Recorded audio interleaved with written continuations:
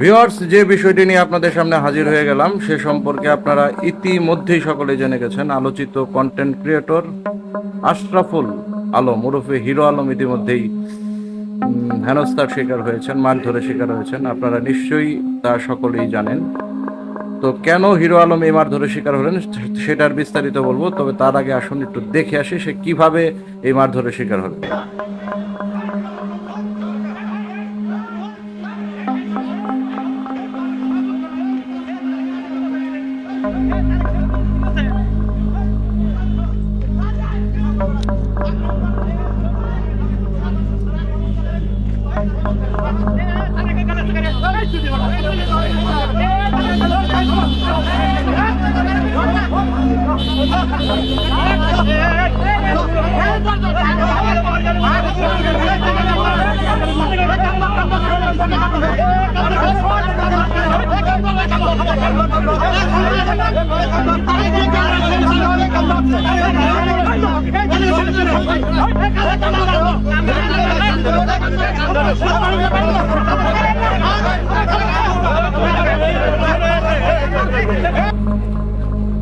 Viewers, এখানে hero Alam যে প্রসঙ্গটি পরবর্তীতে তুলেছেন সেটা হচ্ছে হিরো আলম 2018 সালে নির্বাচন করেছিলেন। এছাড়াও আরও 2টি নির্বাচনে তিনি অংশগ্রহণ করেছেন। এই 3টি নির্বাচনে প্রচারণা চালানোর সময় তিনি মারধরের শিকার হয়েছেন এবং 2023 সালেও তার নির্বাচনী প্রক্রিয়ায় বাধাগ্রস্ত করা হয়েছে তাকে। এমন একটি প্রসঙ্গ তুলে তিনি বগুড়ার চিফ জুডিশিয়াল ম্যাজিস্ট্রেট আদালতে মামলা করতে গিয়েছিলেন। মামলার আসামি সম্ভবত ছিল আওয়ামী লীগের সাধারণ সম্পাদক ওবায়দুল কাদের, এছাড়াও নির্বাচন কমিশনার যিনি ইতিমধ্যেই পদত্যাগ করেছেন যতটুকু জানতে পেরেছি, তাদের বিরুদ্ধে মামলা করতে গিয়েছিলেন। এবং মামলাটি করার পর তিনি আদালত চত্বরের নিচে আসার পর হঠাৎ করে তার দিকে বিএনপির ভারপ্রাপ্ত চেয়ারপারসন তারেক জিয়াকে নিয়ে কটূক্তি করা এবং রুহুল কবির রিজভির নামে যে মামলাটি করেছিলেন হিরো আলম সেই প্রসঙ্গ তুলে তার উপর মারধর করা হয় বলে হিরো আলম জানিয়েছেন। যদিও পরবর্তীতে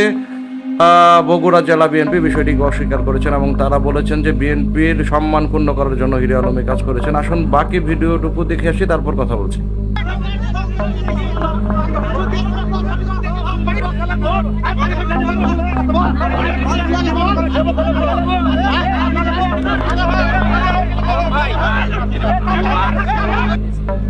আজকে যে আমার উপর বিএনপি লোকেরা মারধর করলো আপনারা দেখছেন, বলতেছে আমি তার একদিন নামে কিছু বলছি। আপনারা মিডিয়া ব্যক্তি যারা আছেন যদি বগুড়া শহরে এই মুহূর্তে বলতে পারেন যে কে ফুটেজ বার করে যে আমি হিরো আলম তারেক জিয়ার নামে কোনোদিন কোনো খারাপ কথাকে বকা দিতে গালি দিতে, তাহলে আমি আপনাদের জুতোর মালা করাতে আমি সারা বগুড়া সাল ঘুরাবো। একটা ফুটেজ কে বার করতে পারেন যে হিরো আলম তারেক জিয়ার নামে কিছু বলছে। ভিউয়ার্স, ঘটনাটি বেশ আলোচিত।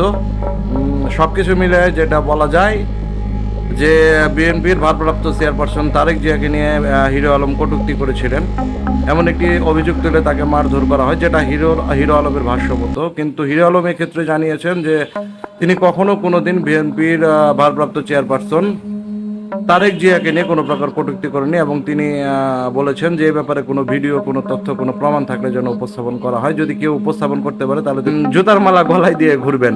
আর রুহুল কবির রিজভির বিরুদ্ধে যে হিরো আলম মামলা করেছিলেন সেই প্রসঙ্গে হিরো আলম জানিয়েছেন যে তার পরিবারকে জিম্মি করিয়ে বহুল আলোচিত ডিবি প্রধান ঢাকার